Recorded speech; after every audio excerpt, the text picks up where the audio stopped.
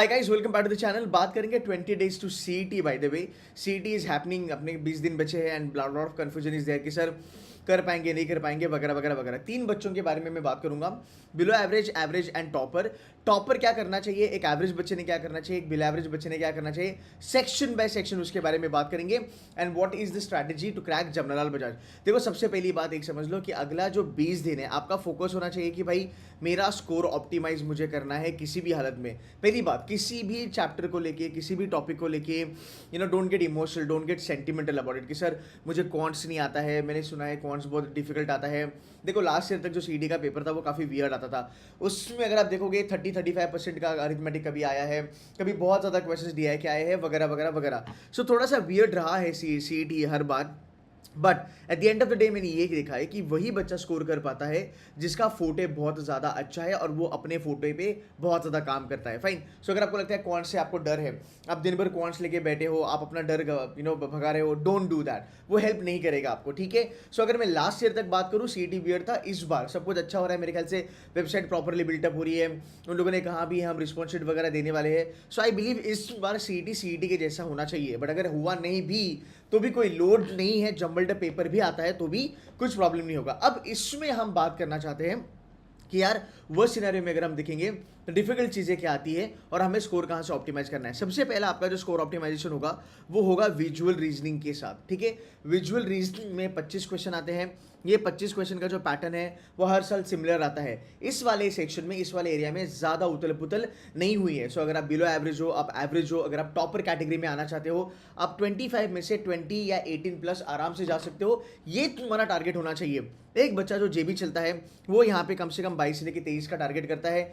एक जो हमारा एवरेज बच्चा है या बिलो एवरेज बच्चा है, यार कम से कम 15 मार्क्स यहाँ पे बच्चे आराम से ले आते हैं, उसमें कोई डाउट नहीं है। सो 5-5 क्वेश्चन के आपके पास 5 सेट आएंगे, या फिर आप देखो आपके पास 3 सेट आते हैं 5-5-5 के, और एक आपका सेट आता है बड़ा 10 नंबर का। सो अगर आप देखोगे 10 नंबर के 10 क्वेश्चन का अगर आपका एक सेट आता है, मान लो अगर आप देखते हो क्वेश्चन 51 से लेकर क्वेश्चन 60, पूरे के पूरे 10 क्वेश्चन एक झुंड में दिए हैं, इसमें आपको थोड़े से प्रॉब्लम हो सकते हैं। बिकॉज जहाँ तक सीईटी का पैटर्न है, ये जो आपके जो झुंड वाले जो क्वेश्चन आते हैं उसमें थोड़े से ज़्यादा डिफिकल्ट क्वेश्चन आपको मिलेंगे। बट अगेन इसमें क्या चीज़ें फॉलो होती है सबसे ज़्यादा, इसमें सीरीज वाला फंडा जो होता है वो सबसे ज़्यादा फॉलो होता है। मेरी विजुअल रीजनिंग की वर्कशॉप है, वो देख लेना, बहुत ज़्यादा लोगों ने अप्रिशिएट करा है। वो 30 मिनट की वर्कशॉप है। आई रिमेंबर मैंने वो 2019 में करी थी मेरे पुणे वाले सेंटर में, वो आज भी रेलेवेंट है। हर टॉपर जो जेबी में बैठा है, 50% से ज़्यादा टॉपर ने वो वीडियोस देखी हुई है, वो फ्री में अवेलेबल है, आप वो एक बार देख लेना। सीरीज पे ज़्यादा काम करना जरूरी है, एडिशन डिलीशन पे ज़्यादा काम करना जरूरी है, ऑड विदाउट एड एनालॉजिस पे काम करना जरूरी है। अगर आप ये 4 चीज़ों को देख लेते हो, आपका मोटा मोटी 18, 19, 20 मार्क्स आना चालू हो जाएगा। वाटर इमेज हो गया, मिरर इमेज हो गया, ये पहले ज़माने में बहुत ज़्यादा आता था, अभी फिलहाल नहीं है। अभी इन लोगों ने काफ़ी स्ट्रेट फॉरवर्ड कर दिया है। सो सबसे पहली चीज़, मेरा स्कोर ऑप्टिमाइज होने वाला है विजुअल रीजनिंग में। क्यों? बिकॉज विजुअल रीजनिंग में ज़्यादा उथल पुथल नहीं होता है। ये पहली चीज़ मैं आपको अगर बताऊँ, एक साल था मेरे ख्याल से, लास्ट ईयर था, इन लोगों ने क्या करा था, फिलीपींस का एक यूट्यूब चैनल है, उस यूट्यूब चैनल में जो विजुअल रीजनिंग था वो सीधा कॉपी पेस्ट मार दिया था, एंड वो एकदम बच्चों वाला विजुअल रीजनिंग था यार, मतलब उसको कोई भी कर सकता था। That is number 1 you to understand. So ये ईजी होता है। अब हम बात करेंगे लॉजिकल रीजनिंग में। लॉजिकल रीजनिंग में मैं एलआर को 2 लेवल पे तोड़ता हूँ। तो ये अपने 25 क्वेश्चन यहाँ पे बने। मैं एलआर को देखता हूँ कि भाई ट्रेडिशनल एलआर आपका आता है, राइट, और एक आपका आता है पजल वाला एलआर, ठीक है। इनको मैं अलग अलग करता हूँ, मैं दोनों को साथ में नहीं रखता। ये क्यों जरूरी है जानना? बिकॉज जब आप ये सोचते हो कि भाई पजल्स जो है वो पजल्स करके ही मैं देखूंगा और बाकी मैं पूरा ट्रेडिशनल लॉजिक देखूंगा, तब थोड़ा दिमाग ज्यादा काम करता है। फॉर एग्जाम्पल, अगर मैं ट्रेडिशनल लॉजिक के बारे में बात करूं, ट्रेडिशनल लॉजिक में मैं पजल नहीं रखूंगा, मैं पजल को एक चैप्टर ही कंप्लीट करूंगा। बट ट्रेडिशनल लॉजिक में क्या आएगा, ब्लड रिलेशन आएगा, कोडिंग डिकोडिंग आएगा, अल्फा सीरीज आएगा, नंबर सीरीज आएगा, उसके बाद आपका डायरेक्शन सेंस आएगा, ये ब्लड रिलेशन वाले क्वेश्चन आएंगे। ये क्वेश्चन ईजी होते हैं, ये डुएबल होते हैं। यहाँ पे कोई भी बच्चा अगले 10 दिन में 100% एक्यूरेसी आराम से ले सकता है। आप 100-150 क्वेश्चन भी लगाओगे तो भी आपका काम बन जाएगा। विजुअल रीजनिंग भी आप अगले 1 हफ्ते में कर सकते हो। वो विजुअल रीजनिंग की एक वर्कशॉप देख लेना, उससे काम बन जाएगा। ऑल्सो आने वाले दिनों में जो हमारा रिकॉर्डेड प्रोग्राम है सीईटी का, है ना, जो कुछ 1999 का जो अभी हम फिलहाल सेल हो रहा है, ये प्रोग्राम बहुत सारे बच्चों ने बाय करा है। इस प्रोग्राम में आने वाले दिनों में मैं और Abhishek sir is from Jamnalal Bajaj, he is CET topper. हम दोनों मिलके कुछ विजुअल रीजनिंग के क्वेश्चंस करने वाले हैं, most expected questions for visual reasoning. उतना भी अगर आप करोगे तो भी सीईटी में अच्छा खासा कर पाओगे, 15 के ऊपर आपके स्कोर बनेगा ही बनेगा। ट्रेडिशनल लॉजिक के बारे में अगर मैं बात करूँ, नंबर सीरीज वगैरह, इसके शॉर्टकट्स पे काम करना बहुत ज़्यादा जरूरी है। एक मैं आपको एक मंत्रा दूंगा, ऑलवेज रिमेंबर, जो क्वेश्चन श्योर शॉट आते हैं, ठीक है, जो क्वेश्चन श्योर शॉट आते हैं और जो क्वेश्चन में ज्यादा चेंजेस नहीं होते हैं, उसके पैटर्न पे खेलना चालू करो। देखो blood relation, number series, direction sense, alpha series, इसमें ज्यादा चेंजेस नहीं आते हैं, इसके पैटर्न को समझना चालू करो।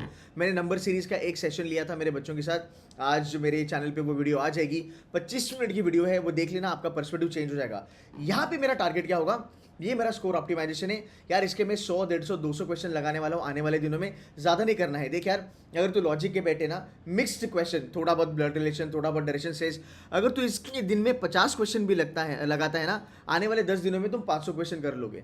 एंड सीईटी में यहाँ पे कुछ ज़्यादा उथल पुथल नहीं होने वाला है। तो ये तुम्हारा एक स्कोर बन गया, ये 25 बन गया, वो ऊपर का तुम्हारा 50 बन गया, राउंड अबाउट 75 के बारे में यहाँ पे बात हो रही है। You get it point. अब इससे थोड़ा अगर हम हट के बात करेंगे, क्रिटिकल रीजनिंग, यार क्रिटिकल रीजनिंग ना is all about practice and is all about understanding rules. जितने भी डैशबोर्ड पे वीडियो पड़े हैं तुम्हारे क्रिटिकल रीजनिंग के, उससे तुम कर लेना। दूसरी बात, सर क्या मैं क्रिटिकल रीजनिंग कर सकता हूँ बिना रूल और स्ट्रैटेजीज वगैरह के जाने? यार फिर वो काम नहीं करता। क्यों नहीं काम करता? बिकॉज अगर तुम देखोगे, तुम 200 क्वेश्चन भी अगर क्रिटिकल रीजनिंग के लगाते हो, वो क्रिटिकल रीजनिंग के 200 क्वेश्चन आपकी वहां पे एक्यूरेसी की बहुत बड़ी प्रॉब्लम आने वाली है। You getting to my point? Blood relation को सॉल्व करने का एक तरीका है, उसमें फॉर्मूला है, फंडा है, उसमें रिलेशनशिप हमें पता है। क्रिटिकल रीजनिंग के लिए आपको शॉर्टकट्स की जरूरत है। सो make sure that you know दो शॉर्टकट्स, राइट, एंड उसको अप्लाई करके आप 200-250 क्वेश्चन करो। क्रिटिकल रीजनिंग में आप अच्छा खासा कर लोगे। And CR is a game changer for Jamnalal Bajaj. Always remember, जो जो चीजें मैं आपको कहूंगा वो गेम चेंजर होगी जमनालाल बजाज के लिए। ये एक वाला चीज है, ये एक वाला चीज़ है जो थोड़ा बहुत इंपॉर्टेंट होता है। अब इसके बाद अगर मैं बात करूं पजल्स के बारे में, देखो यार, पिछले कई सालों से ये मैं सुनते आ रहा हूं कि बच्चे कहते हैं कि अगर पजल नहीं करा तो तुम्हारा जमनालाल बजाज नहीं होगा, तुम 150 के ऊपर जा नहीं सकते हो। ये एब्सोल्युटली बकवास है, ऐसा कुछ भी नहीं है। मैं आपको बहुत सारे बच्चे दिखा सकता हूं जो पजल करने गए सीईटी में और पेपर इतना डिफिकल्ट आया कि वो पजल में पजल हो गए और उनका रिजल्ट पूरा खराब आया। जे भी छोड़ो, वो वेलिंगर भी नहीं जा पाए। You getting my point? So किसी भी चीज को दिल पे मत लेना। Puzzles are going to be critical, puzzles में प्रॉब्लम होती है, बट पजल्स अगर आपके मान लो 30 मार्क्स के आते हैं या 20 के आते हैं या मान लो 40 या 35 मार्क्स के भी पजल आते हैं, एक चीज याद रखना, पजल में हर एक सेट डिफिकल्ट नहीं होता है। अगर 30 मार्क्स तुम्हारे पजल के आते हैं, उसमें बाकायदा बाइज्जत तुम्हारे 10 क्वेश्चन ऐसे होंगे वो फटाफट से तुम्हारे छूटने वाले हैं। वो कोई भी बच्चा छोड़ सकता है, मतलब कर सकता है, सॉल्व कर सकता है, बिलो एवरेज, एवरेज, टॉपर, हर कोई कर सकता है। इसमें सबसे बड़ा इंपॉर्टेंट चीज है क्वेश्चन सिलेक्शन स्ट्रैटेजी। ये जानना बहुत जरूरी है, बिकॉज मैं कौन सा पजल उठाऊं और उसके ऊपर काम करूं। बहुत सारे बच्चे इमोशनली पजल्स उठाते हैं, कमेंट करके बता ना तुम इमोशनली पजल उठाते क्यों नहीं उठाते। यार हमने भी ये सब चीज़ें करी है, बट हमने गिर के सीखा है, ठोकरे खा के हमने हमारे सीईटी के टाइम पे ये चीज़ें सीखी है। सो पजल में क्या होता है, हमारा एक रिलेशन होता है क्वेश्चन के साथ कि यार फ्लोर अरेंजमेंट है मैं करूंगा, मैट्रिक्स है मैं करूंगा, गेम्स एंड टूर्नामेंट है मैं करूंगा, ब्लड रिलेशन है मैं करूंगा, right. But you need to understand कि यार जो दिया गया हुआ पजल है, भले वो तेरा फोटे है, बट अगर वो टाइम कंज्यूमिंग होगा, उसको तुझे एंड में लेना है। 100 बात की एक बात, उसमें बिल्कुल भी कॉम्प्रोमाइज नहीं करना है। बिकॉज एक पजल पे अगर आपके 15 मिनट बर्बाद हुए या 20 मिनट अगर आपके बर्बाद हुए तो बहुत ज़्यादा हिट आपको मिल सकती है। सो पजल को थोड़ा सा प्यार से हल्के में लेना। सिर्फ दिन भर बैठ के पजल पजल पजल बिल्कुल भी मत करना, बाकी जगह से आपका स्कोर निकलने के चांसेस बहुत ज़्यादा अच्छे हैं। ये 75, ये 25, 100 हमने यहाँ पे कवर कर लिया। अब मैं बात करूंगा इन दोनों के बारे में। इन दोनों में से एक चीज़ आपको चूज करनी है। सी, if you are good with quants, no doubt about it, right, but you cannot have both of the world, right। आपको दोनों में से एक को चूज करना पड़ेगा। उसमें भी मैं कुछ चीजें आपको बताने वाला हूँ। कुछ बच्चे होते हैं जो क्वांट्स को फोड़ के आते हैं, फिर उनको फर्क नहीं पड़ता, क्वांट्स में 30 क्वेश्चन आए, 35 आए, उल्टा पुल्टा कुछ भी आए, उनका क्वांट्स फोटे होता है। मैं आपको और एक चीज बता सकता हूँ, क्वांट्स में बहुत ज्यादा चेंजेस आने के सवाल होते हैं, राइट। बहुत सारे क्वेश्चंस नए नए आते हैं, वर्बल में पैटर्न सेम रहता है, दिमाग लगाओ। ग्रामर तू क्या ही चेंज करेगा as a paper setter, right? तुम ग्रामर क्या चेंज करोगे? आरसी में तुम क्या ही चेंज करोगे? हाँ, आरसी में तुम मेन आइडिया डाल सकते हो, आरसी में तुम टोन डाल सकते हो, आर्ग्यूमेंट डाल सकते हो, इन्फ्रेंस डाल सकते हो, इन्फ्रेंस को तुम छोड़ सकते हो अगर तुम्हें नहीं आता है तो। बट वर्बल मुझे लगता है गेम चेंजर होता है, बिकॉज ग्रामर में वही घिसे पिटे क्वेश्चन आते हैं, एपोस्ट्रॉफी वाला क्वेश्चन आता है ना, कि तंज कार करके तो पोजेशन वाला आ गया, है ना। फिर तुम्हारा क्वेश्चन आता है प्लूरल पे, क्वेश्चन आता है एडजेक्टिव पे, क्वेश्चन आता है एडवर्ब पे, क्वेश्चन आता है कंपाउंड नाउन पे, क्वेश्चन आता है कॉमन नाउन पे, क्वेश्चन आता है। ये टिपिकल क्वेश्चन है जो हर बार आते हैं। टेंसेस हो गया, चेंज द वॉइस हो गया, पैसिव का एक्टिव करो, एक्टिव का पैसिव करो, क्वेश्चन टैग हो गया, ये सब चीज़ें ग्रामर में आती है। तो उसमें ज़्यादा उथल पुथल आपकी नहीं होने वाली, चेंजेस नहीं होने वाले हैं। सो ये जो 50 मार्क्स है, अगर आप इस पे ऊपर ध्यान से काम करोगे तो यहाँ आप 35 प्लस प्लस भी जा सकते हो कंपेयर टू क्वांट्स। बिकॉज याद रखना, तुम्हारा जो सीईटी है उसमें आपको 2.5 घंटे है। और एक बात मैं आपको बताना चाहता हूँ, ये प्लीज़ ध्यान से सुन लेना। सीईटी जितना मैंने देखा है 2011 से, ऑलवेज रिमेंबर, सीईटी में एक सेक्शन ऐसा होता है जो एक्चुअली सीईटी के लेवल का बिल्कुल भी नहीं आता। वहाँ पे आपकी डिफिकल्टी लेवल बढ़ती है, आपका समय वहाँ पे ज़्यादा जाता है, and most of the time वो क्वांट और डीआई ही रहा है। सो अगर आपका क्वांट्स और डीआई बहुत अच्छा है, फिर भी इन तीनों से आपको स्कोर ज़्यादा निकालना है, आपको प्रैक्टिस करनी है। अगर आपका क्वांट्स एंड डीआई अच्छा है, इवेंचुअली आप उसको फोड़ दोगे। बट अगर आपका क्वांट्स एंड डीआई अच्छा नहीं है, नॉट अ प्रॉब्लम, यहाँ से अगर अपना स्कोर बन गया, अपनी लाइफ सॉर्टेड है। अब अगर मैं बात करूँ, एक बिला एवरेज बच्चा विजुअल कर सकता है, ट्रेडिशनल लॉजिक कर सकता है, थोड़े बहुत पजल्स कर सकता है, क्रिटिकल रीजनिंग भी कर सकता है। अगर आपको ये नहीं जम रहा है भाई, लास्ट 20 डेज़ के लिए कुछ 2000 रुपीज़ का इन्वेस्टमेंट है। आने वाले दिनों में आपको बहुत सारे वर्कशॉप्स मिलने वाले हैं, लाइव वर्कशॉप्स मिलेंगे। मेरे पुणे में भी जो वर्कशॉप होंगे वहाँ पे भी आप आके बैठ सकते हो, आप 1 to 1 मुझसे बात कर सकते हो। मैं पढ़ाने वाला हूँ और सीईटी का टॉपर है वो आपको पढ़ाएगा। इससे आपका फंडा क्लियर होगा कि मुझे शॉर्टकट लगा के क्वेश्चन फटाफट करने हैं। क्वांट्स के बारे में अगर मैं बात करूँ, फोकस सबसे ज़्यादा होना चाहिए तुम्हारा डेटा इंटरप्रिटेशन पे। डेटा इंटरप्रिटेशन में आपका स्कोर बन सकता है। बाकी क्वांट्स तुम देख लो, एज यूजुअल जो भी प्रॉफिट एंड लॉस हो गया, टाइम स्पीड डिस्टेंस हो गया, वो टिपिकल क्वेश्चंस आते हैं, वो आपको करना है। But make sure that 1 2 3 4 out of 4 areas, 3 area पे तुम बहुत ज़्यादा स्ट्रांग हो। मैं रिकमेंड करूंगा ये 3 एरियाज, बिकॉज ये 3 एरिया कम से कम तुम्हारा 150 मार्क्स का पेपर आराम से निकालने वाले हैं। अगर तुम एक एवरेज बच्चे के लिए बात करता हूँ, 150 में अगर तुम्हारा एक्यूरेसी 80 भी रहा ना भाई, तुम 120 टच कर रहे हो आराम से, ऊपर का तुम तुक्का मार सकते हो। सो ये 3 सेक्शन मुझे बहुत ज़्यादा सही लगते हैं। इसमें करना क्या है, आने वाले दिनों में तुमको मेक श्योर करना है कि तुम ज़्यादा से ज़्यादा मॉक्स पे ध्यान दो, ज़्यादा से ज़्यादा प्रैक्टिस पे ध्यान दो, तुम सेक्शनल प्रैक्टिस ज़्यादा करो, टॉपिक वाइज क्वेश्चंस तुम ज़्यादा करो। एंड मोर देन दैट ना, एक बारी वर्कशॉप गो थ्रू करके शॉर्टकट समझना चालू करो, उसकी नोट्स बनाओ कि ये क्वेश्चन का शॉर्टकट ये है, इसको इस तरीके से डील करा जाता है। जैसे मैं नंबर सीरीज पढ़ाता हूँ, उसमें मैंने कुछ चीज़ें बताई है, उसको ही आपको लगाना है, बाकी आपको दिमाग नहीं लगाना है। फाइन। आने वाले दिनों में आपका टारगेट क्या होगा, जहाँ तक आपके मॉक्स का सवाल है, कम से कम अगर मैं बात करूँ, आने वाले 20 डेज में आपको 10 मॉक्स देने हैं, which is full length मॉक्स, full length मॉक्स। ये फुल लेंथ मॉक्स आपको देने ही देने हैं।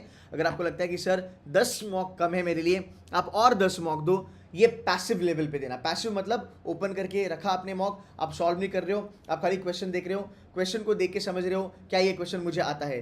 अगर आप दिन में 2 मॉक्स भी देते हो ना, आपकी 5 घंटे की पढ़ाई होती है, अगले 20 दिन में अगर आप देखोगे, आप कम से कम 40 मॉक टच करोगे। अगर मैं 40 मॉक के बारे में बात करूंगा, 40 ज़्यादा हो गया, चलो 30 मॉक भी अगर आप पैसिव लेवल पे देते हो, अपने अगले 20 दिन में 6000 क्वेश्चन देख लिए आपके सीईटी के लेवल के।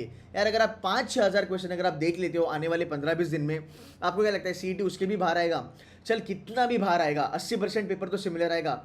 ये होना चाहिए आपका पढ़ाई का अगले 20 दिन का तरीका, जहाँ पे आप शॉर्टकट्स पे काम करो, आप स्कोर ऑप्टिमाइजेशन पे काम करो, अपने स्ट्रॉन्ग एरियाज पे आप ज़्यादा फोकस करो, ना कि अपने वीक एरियाज पे। बिकॉज अभी वीक एरियाज पे काम करना बहुत ज़्यादा ज़रूरी नहीं है। अभी जो भी स्कोर निकलेगा आपका, वो स्ट्रॉन्ग एरिया से निकलेगा। ये कैट जैट स्नैप हर जगह काम आया फंडा बच्चों को, इसके ऊपर ध्यान रखना। Passive मॉक्स is one of the best strategy. आप देखो जेबी में जाओ, जितने भी टॉपर्स हैं आप उनसे बात करो, मोर देन 50% टॉपर्स आपको बोलेंगे कि भाई मैंने इस तरीके से पैसिव तरीके से मॉक्स लगाए हुए हैं। एंड टॉपर्स अगर आप उस लीग में जाना चाहते हो, आप अगले 20 दिन में 20 या 30 एक्टिव मॉक भी ले सकते हो।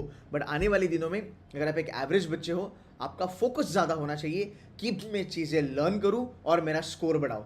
ऑलरेडी अगर तुम 120, 130, 135 अगर फोड़ रहे हो आपने मॉक्स में, फिलहाल आने वाले दिनों में तुम्हारा फोकस होगा ज़्यादा से ज़्यादा मुझे क्वेश्चंस देखने हैं, उसके पैटर्न मेरे दिमाग में सॉल्व करने हैं. So for you if you want to get into Bajaj 130 135 अगर आपका आ रहा है, वो 145 150 के लिए give as many mocks as you can, active mocks and passive mock. Below average बच्चा जो है इन 3 चीज़ों पे काम करना चालू कर दो, आपका स्कोर इवेंचुअली बढ़ेगा. ये जो 3 एरिया है ये 150 वाले एरिया है. 150 क्वेश्चन में से आई एम टेलिंग यू, अगर आप कितना भी बुरा पेपर देखो सीईटी का और आप कितना भी इजी क्वेश्चन पेपर देखो सीईटी का, मैक्सिमम इजी क्वेश्चंस इन तीनों डब्बों से आए हैं, इन तीनों ब्रैकेट से ही आए हुए हैं. 150 में कम से कम आई टेल यू यहाँ पे 70-80 क्वेश्चन आपके बनने ही बनने हैं जो आप आराम से निकालोगे. सो अगले कुछ दिनों के लिए ये आपका स्ट्रैटेजी होना चाहिए. अगेन जाते जाते जो हमारा रिकॉर्डेड सेशन है, you can call it a CET recorded program, we can call it a CET score booster program. यहाँ पे बहुत ज़्यादा वर्कशॉप्स आने वाले हैं, प्लस ऐसे जो सेशंस हैं इन डिटेल्ड मैनर मैं आने वाले दिनों में करने वाला हूँ, जहाँ पे हम मिलके, मैं और सीईटी टॉपर, हम आपसे बात करेंगे, आपको बताएंगे कि आपको कहाँ कहाँ पे एरिया इंप्रूव करना है और आपको कहाँ कहाँ पे स्कोर करना है. अगर आप ऑलरेडी किसी भी मॉक में 135 140 अगर आप स्कोर कर रहे हो, you can speak to me, you can speak to Abhishek sir 1-to-1. So make sure अगले 10-15 दिन आप अच्छे से यूटिलाइज करना. CET will be doable, it will be easy. Sir but बहुत समय से सीईटी थोड़ा सा वियर्ड आ रहा है. सिंपल सी बात है, मैंने पहले भी कहा था, जो चीज़ें वियर्ड है उसको तुम अवॉइड मारो, बाकी जगह से तुम्हारा स्कोर निकलेगा. हर साल सीईटी खराब आता है, फिर भी 99.99 बच्चे लाते हैं, 99.95 बच्चे लाते हैं, बिकॉज ये स्ट्रैटेजी पे बहुत ज़्यादा फोकस रखते हैं. सो आपका फोकस उस जगह पे ज़्यादा होना चाहिए. सो जो डिफिकल्ट एरियाज हैं अवॉइड मारो, ज़्यादा से ज़्यादा स्कोर लेने की कोशिश करो. एंड सीईटी एक ऐसा एग्जाम है ना जहाँ पे 90-95% की एक्यूरेसी कोई भी बच्चा ला सकता है. एटलीस्ट विजुअल रीजनिंग हो गया, कुछ पार्ट हो गया लॉजिकल रीजनिंग का, वर्बल का कुछ पार्ट हो गया, 90% के ऊपर तुम्हारी एक्यूरेसी आ सकती है. सो अगर वहाँ पे तुम खेलोगे तो तुम्हारा स्कोर बढ़ेगा. गाइस आई होप ये सेशन आपको हेल्प किया. आने वाले दिनों में सीईटी के कुछ वर्कशॉप्स आएंगे फ्री आप लोगों के लिए, कुछ स्ट्रैटेजी वीडियोज भी आएंगे. सो चैनल को तुम सब्सक्राइब कर लेना, ये बहुत इंपॉर्टेंट चीज़ है आप लोगों के लिए. So guys that's it from my side. अच्छे से पढ़ाई करना, लोड मत लेना, इट्स डूएबल, इट्स पॉसिबल. जो चीज़ें बोलिए उसके ऊपर फोकस करो and you are good to go head. That's it from my side guys. Take care, bye bye and share this video with your CET वाला friends also. Take care guys, bye bye.